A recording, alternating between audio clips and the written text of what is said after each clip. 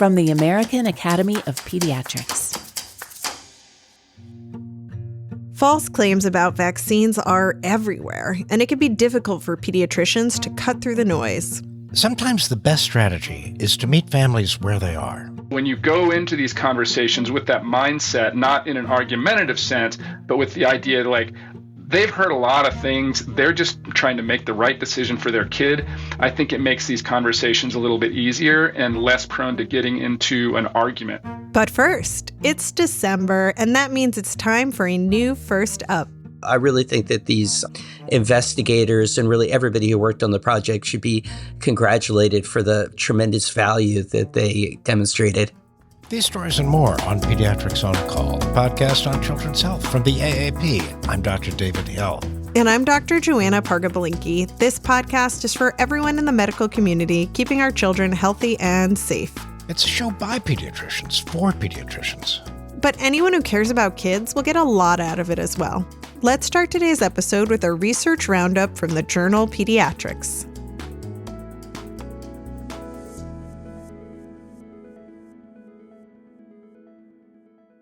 Joanna, your household is like mine was growing up with both Jewish and Christian traditions. Do your kids get a visit from Santa Claus? Yes. And my kids don't listen to the podcast, so I can say this. They still believe in Santa Claus. Aww. Wait a minute. Still believe? Oh, no, What Alex. does that mean? What are your thoughts on Santa Claus, Alex? What do you know? Well, actually, not a lot, having grown up in a Jewish household. A truly Jewish household. Correct. So you've Nice. never had the pleasure of meeting him, but you may still, Alex. No, we were out eating Chinese food on Christmas Eve. Well, I think our listeners are going to be excited for this episode now because they know that this is a First Up research roundup. And today we have with us the editor-in-chief of the journal, Dr. Alex Kemper. Alex, have you been on the nice list this year? I'll defer to others to weigh in on that. Duh. But I am happy to be on this podcast, Joanna and David. So thank you for having me. Well, Alex, I noticed that your eyes twinkle, your dimples are merry. So let's start asking you for some academic gifts. And Alex, we can start with pediatric emergencies, which occur all year round. And when they do, we rely on emergency medical services to respond to them and provide initial interventions. Do we know anything new about how often children receive appropriate emergency care on their way to the hospital? That is such a great question. This month, we're publishing a study called Patients in Emergency Medical Services Agency Factors Associated with Quality Care for Children by Dr. Caleb Ward, who's a Children's National, but it includes colleagues from a wide variety of institutions. And this study described findings from the National EMS Information System, which is something that I had never heard of before. This is a database where information is submitted by 14,000 EMS agencies. So really a very broad and important data set. They looked at encounters with EMS between 2020 and 2023, almost 2.7 million encounters in this study. And they looked at a quality dashboard that was developed in 2024, looking at a range of things. So things like whether or not children were given beta agonists for wheezing or were treated for hypoglycemia or anaphylaxis appropriately, whether they received IV fluids if they were hypotensive, pain management and trauma, vital sign documentation, really a broad swath of quality metrics. And what they found was a wide variety in the quality metrics, going from 23% with documented improvements in pain following trauma to 85% documentation of vital signs among children who had trauma. And the other metrics were in there. The other thing that was important is that they did find disparities in some of these quality metrics, specifically around pain improvement. And in this study, they looked at whether or not these were driven by agency level factors, things like how they were staffed or tax status, those kinds of things. And those agency level factors weren't always associated with quality of care. But I think for us as pediatricians, this article really raises a lot of important issues. So Many of us are engaged in quality improvement, including quality improvements in the emergency department setting. And this article really points out the need for all of us to think upstream about the patients before they show up to the emergency department. So I hope that this article inspires people to think about quality improvement beginning before the patient comes to the hospital, and also for them to learn more about their local EMS system. I thought this was a really interesting paper that could help improve care. Which reminds me, do you know what you call a couple of EMTs? No I'm idea. channeling my inner Lewis. Paramedics. All right, there you go. It's possible that you and Dr. First worked too closely together for too long, Alex. We were separated at birth. I guess so. Well, we talked about quality improvement as youths are on their way to the emergency department.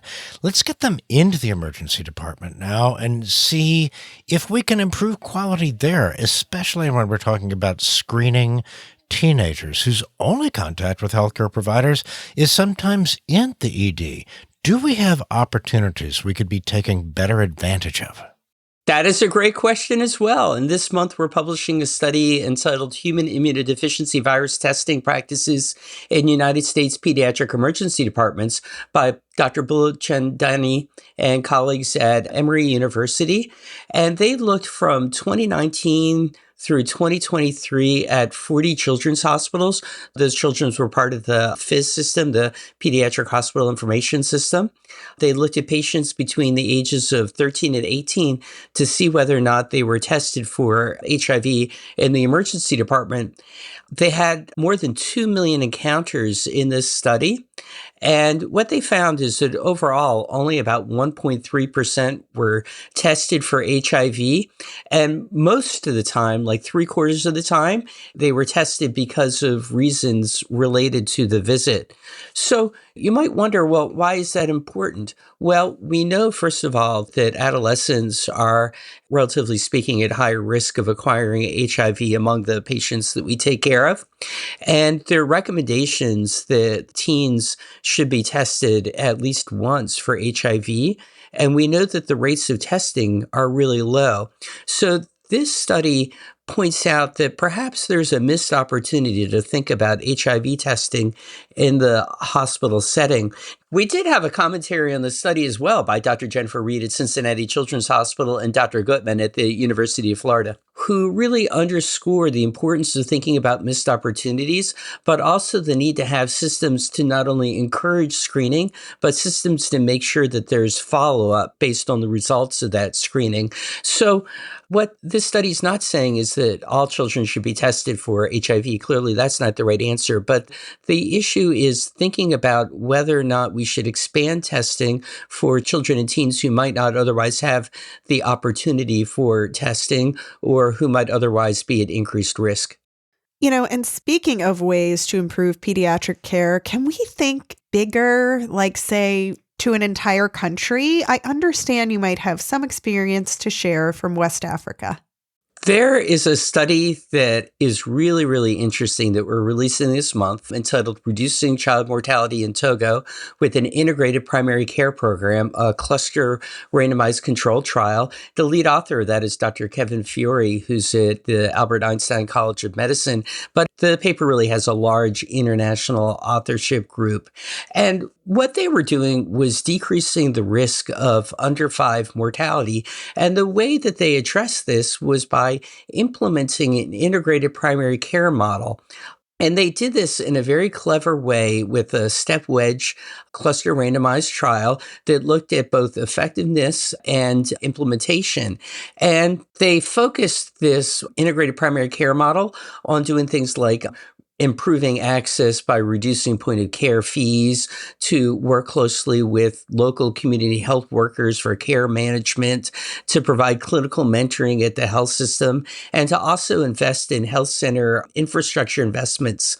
And what they found over a relatively short period of time, so this was a trial that was done from 2018 to 2021. And as you might remember, something happened in 2020 that would make this even harder to pull off, AKA a pandemic.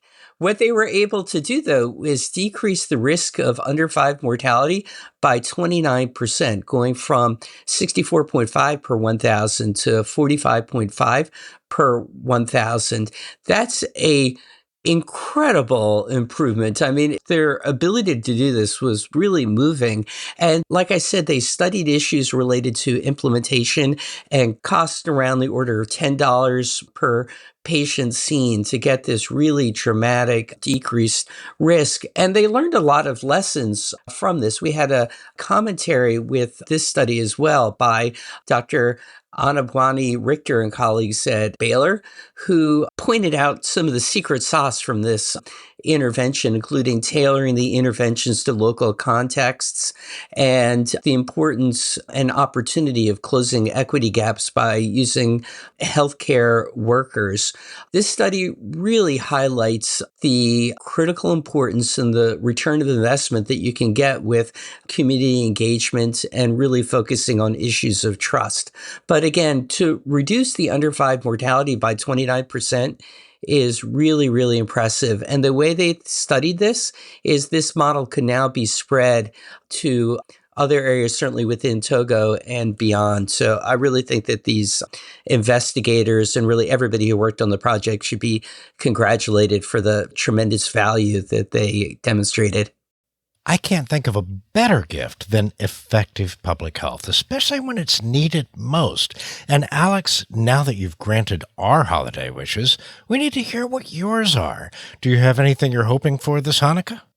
There's no question that there are a lot of people within this country and beyond who are facing challenging times.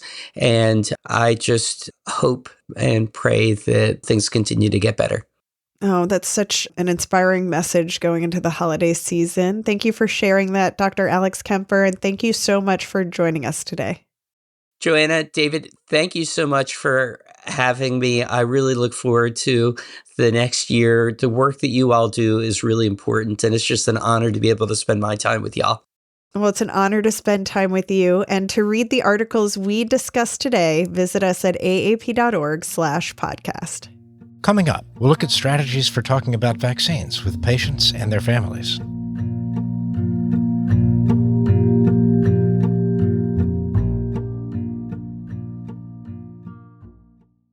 I am so passionate about helping to correct false claims about pediatric health that I got a grant to track what our pediatric clinicians hear in practice. They self-report instances of misinformation, and I'm on a communications team that makes content to help give accurate information to families so they can make informed decisions for their children. Now, that is really interesting, Joanna. What are you finding out about vaccinations? Well, almost half the entries we get, 44%, are vaccine related, and the top 3 areas of vaccine misinformation surround following the vaccine schedule, the hepatitis B vaccine at birth, and that vaccines contain harmful ingredients.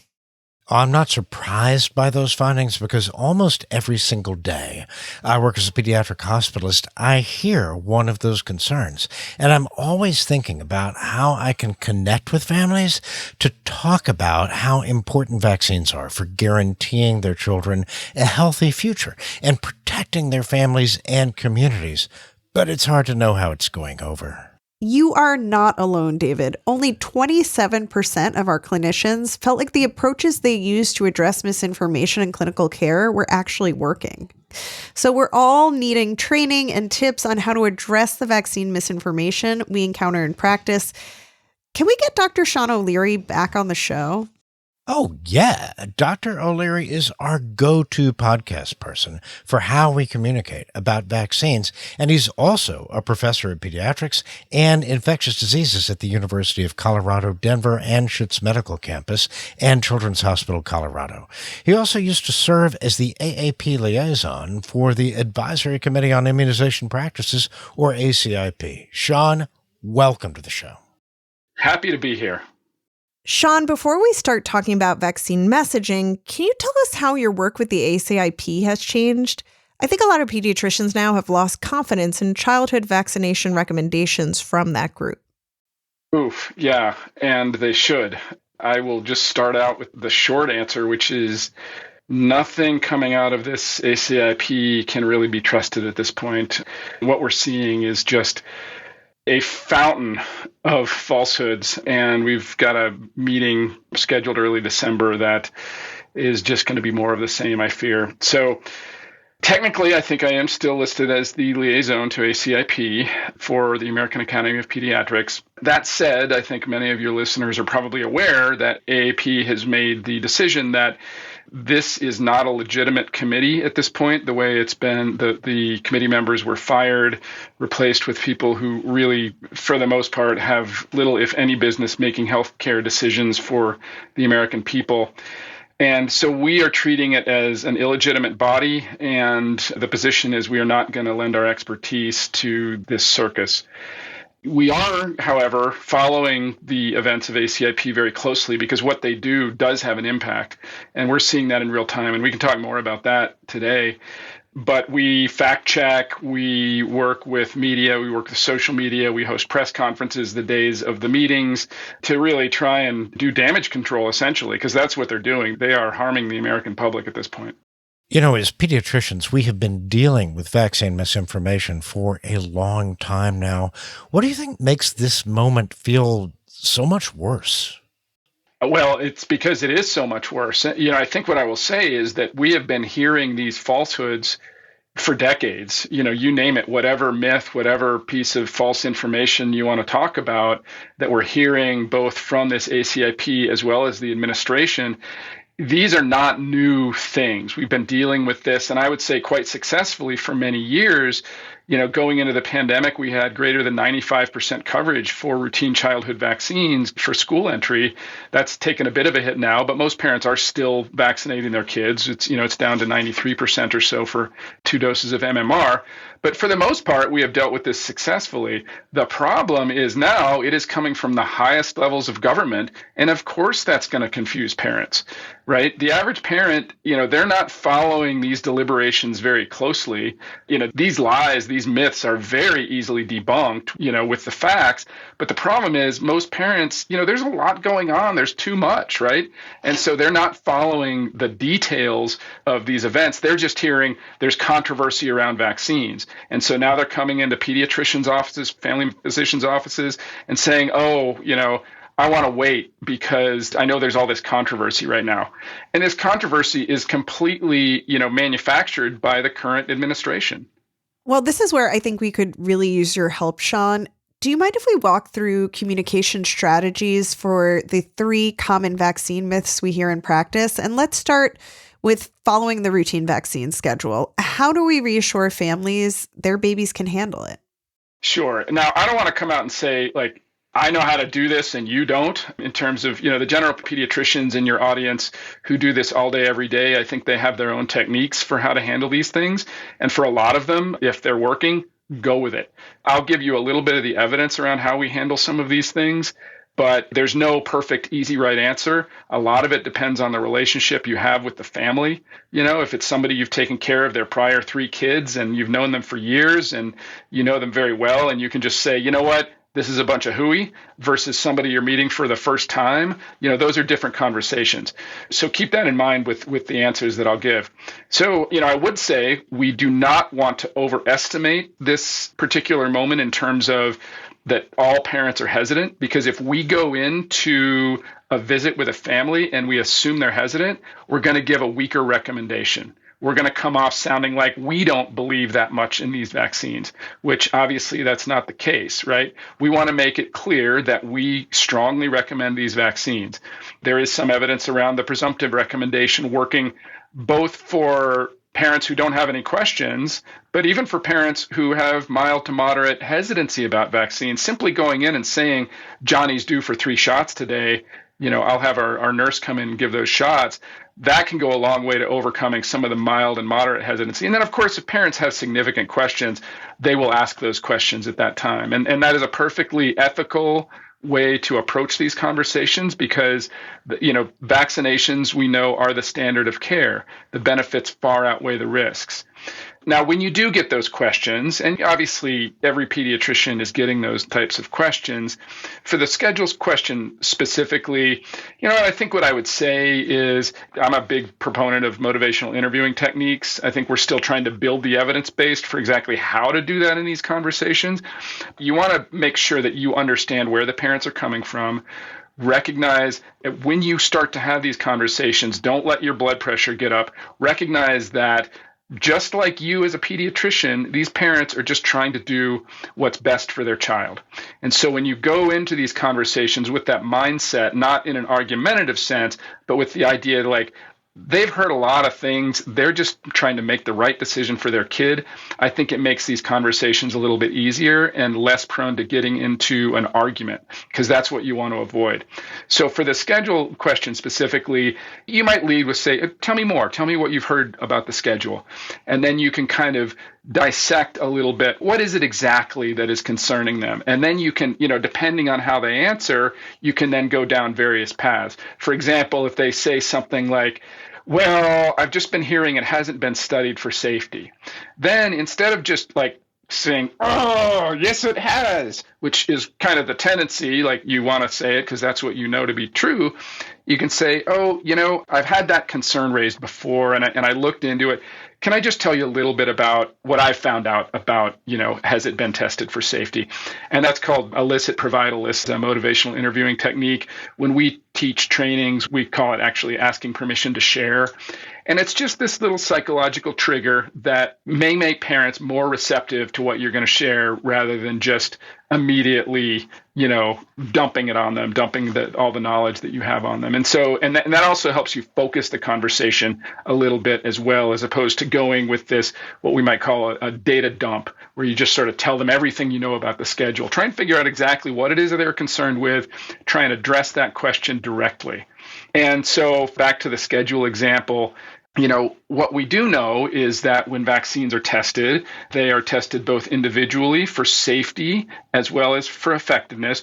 And then they're also tested as part of the routine childhood schedule. So meaning when you give these vaccines together, are they still safe? Number one. And number two, do they still work like we want them to work? And so we don't get any vaccines into our schedule until we know the answers to those things. Also knowing that safety is always the very first issue that we want to address. Are these safe? And so that's really something I try to emphasize is that, in the whole system of vaccination, the vaccines we recommend, the first consideration is always safety. Sean, you and I overlapped in medical school a little bit, which means we have both seen the near elimination or certainly dramatic reduction of some vaccine-preventable diseases in the course of our own careers. Every morning now I'm finding myself talking to parents about hepatitis B vaccine for newborns, and they don't even understand that liver cancer used to be a thing for children who got hepatitis B. Should we be talking more about these diseases and what's changed? Yeah, that's a challenging question because on the one hand, as you point out, you and I have seen many of these diseases, but we haven't seen a lot of, I doubt you've seen diphtheria. I haven't seen diphtheria because vaccines work, right? There's an old saying, vaccines have become victims of their own success. So, how we handle that, so that, i.e., a lot of our trainees have not seen these diseases. A lot of young pediatricians have not seen most of these diseases. So it becomes difficult, one, for them to talk about personal experience with it. And two, there's this concept of being careful about how you use scare tactics with families. Very often scare tactics can actually backfire. There's some literature on how you do this, but I think what I would say is a lot of it comes down to your own personal communication style and how you share these stories. So I know some pediatricians who like to share stories about influenza and the child they took care of in the ICU who had a terrible outcome, and they will tell that story with families, and they'll do it very effectively. But in other cases, sometimes people tell a story about a vaccine-preventable disease, and it just puts people off in terms of, well, I don't know, that sounds really scary, but I'm more worried about the vaccine than I am about the story you just told, whatever. So it is very challenging. I think in general, we could use more education around some of these diseases starting, K through 12, college, you name it. We need more education on these diseases in medical school, in residency programs, because right now, there's a pretty packed curriculum across medical school training as well as residency curriculum. And a lot of training programs give very inadequate training on vaccines and vaccine preventable diseases. When I was in training, one thing I never heard about was the ingredients in vaccines and how to counsel families on what's in them. The top 3 vaccine ingredients I hear concerns about from families today are aluminum, mercury, and formaldehyde. What's the best way to talk about vaccine ingredients? Do you have a different approach for each one? That's a challenging one. I think there are a lot of techniques I've heard. I don't know that we have a strong evidence base for one over the other. There's plenty of great factual information out there about all of these topics around ingredients. AAP has lots of good resources on that for one. Children's Hospital of Philadelphia has their Vaccine Education Center, has very detailed information about all of these. And for some families, that's all you really need. Like, okay, I know you've heard some concerns about that. Here are the actual facts. And so you could use that as sort of an aid in your conversations. Like, let's talk through this issue of aluminum. Why do we use aluminum in vaccines? Is it safe? How do we know it's safe? The facts are pretty straightforward, right? Aluminum adjuvants have been used for over 80 years. They've been shown to be very safe. The reason we use them is the vaccines we use wouldn't work very well. Aluminum is I think it's the most common metal in our Earth's crust. We encounter aluminum all day, every day. It's in the water we drink, the air we breathe, the food we eat. There are orders of magnitude more aluminum in a liter of soy formula than there are in the entire vaccine series. Aluminum, whether it's injected or ingested, is digested by the body in the same way and eliminated relatively quickly. So there's really no factual basis for being concerned about aluminum, but it sounds scary. And so it can be very scary for parents. How you convey that information, again, can be challenging. Again, I suggest an MI framework, but arming yourself with the facts and then using an MI framework to share those facts with the families. Mercury, that's essentially a non-issue that was just brought up again to scare parents. Everyone knows mercury isn't good for you. Let's talk about mercury in vaccines. That was the whole strategy there of what ACIP did at the June meeting with thimerosal in the multi-dose influenza vaccines. The fact is that the amount of mercury, the specific chemical is ethyl mercury, contained in even multi-dose vials of influenza vaccines is minuscule. It doesn't accumulate in the body. It's eliminated very quickly. It's not the mercury, methyl mercury, that we worry about in like tuna fish, et cetera, that does accumulate in the body. And it's out of all childhood vaccines anyway in the US. I will say it is contained in many vaccines around the world and continues to be used very safely. There have been many studies showing that the amount of thimerosal or ethyl mercury in childhood vaccines is perfectly safe. So the facts are that it's a non-issue meant to scare parents. And that's true, I think, around most of these discussions around the ingredients in vaccines.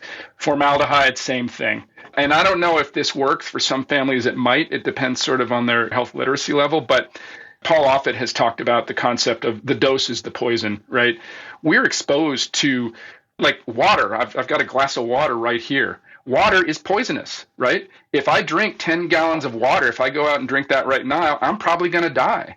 But if I drink this glass now, that's probably good for me, right? And so that's one of the concepts around a lot of these ingredient issues is that the ingredients that are in there are actually to make the vaccine safer and make sure that they work.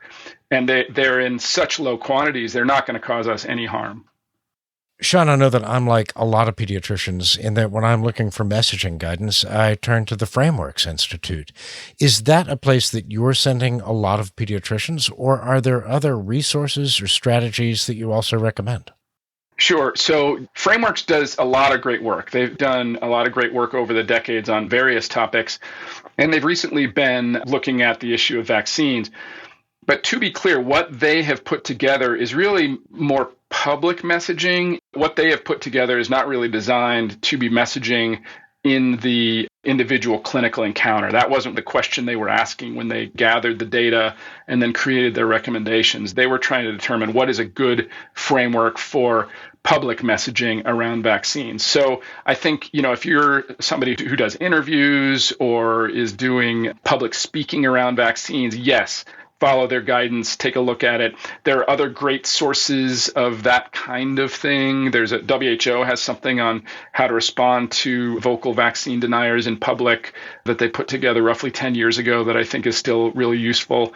There are other references that I like to turn to, the debunking handbook in terms of how you handle debunking myths. You lead with a fact, warn that you're going to mention the myth, explain why it's a myth, and then finish with the fact. So there are various frameworks for how you handle these things. And I think the Frameworks Institute is a good place to look. I mentioned CHOP already. I mentioned AAP already. There are lots of resources out there for looking into this. Some of this also is a matter of getting into your own sort of personal communication style. Like, how are you going to incorporate this in how you talk to people? Because we all have our own different, sort of styles when we interact with patients that we develop over the years. So sometimes it's trial and error, see what works for you in the office setting. And so some of these you have to think about, okay, how am I going to do that? And for some people, these things are very easy. I mentioned asking permission to share. Some people already do that, and it's really easy to add it in when you already do it. In other parts of your communication, just add it into the vaccine conversation. But if it's not something you routinely do, it can be pretty clunky the first several times you try it. Well, this has certainly been so helpful, Sean, and I'm bringing a lot of the tips you mentioned back to my hospital. Do you have any last takeaways for pediatricians on the front lines talking about vaccination?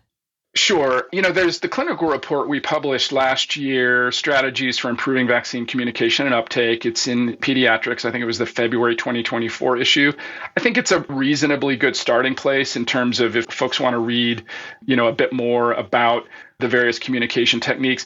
Perhaps more importantly in there's a long list of resources. There's all kinds of resources out there for how to do this stuff. And importantly, resources for where the facts are, where you can get the facts, because there's plenty of content out there about the actual facts. But unfortunately, that stuff is not what gets, promoted on social media. I mean, I think it might have been you all that taught me the concept that if it scares, it shares. And so that's what we're dealing with.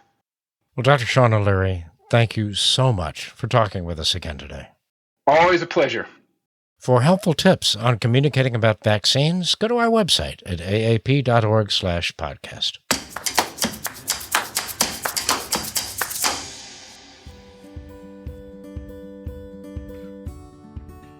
At the end of every episode, we like to leave you with something positive or enlightening. We call this segment Say Ah. David, what's your Say Ah this week? Well, it's really a simple one, but with kids scattered all over the country now, this is the time that I get to see them back to back. So we just had everybody home for Thanksgiving and their birthdays, and we sent them away, and now they're coming back very soon for their Christmas breaks, and that means I just get to wallow in time with our kids, and I just love it. I wallow with my children all the time. And I know. we had our first run of a virus through the house this winter, David. So I feel very fortunate that it lasted this long.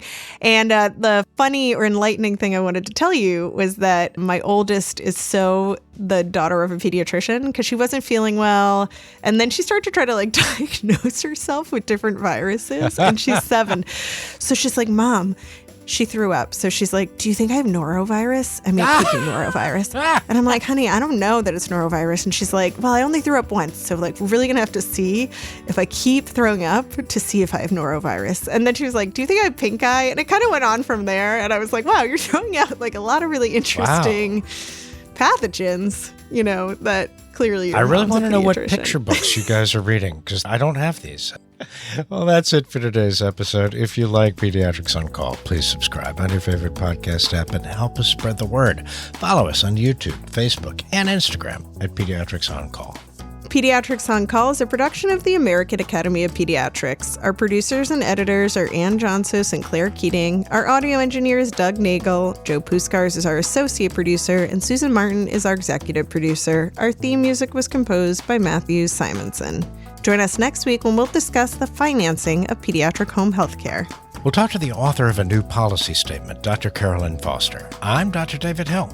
And I'm Dr. Joanna Parga-Belinkie. Thanks for listening.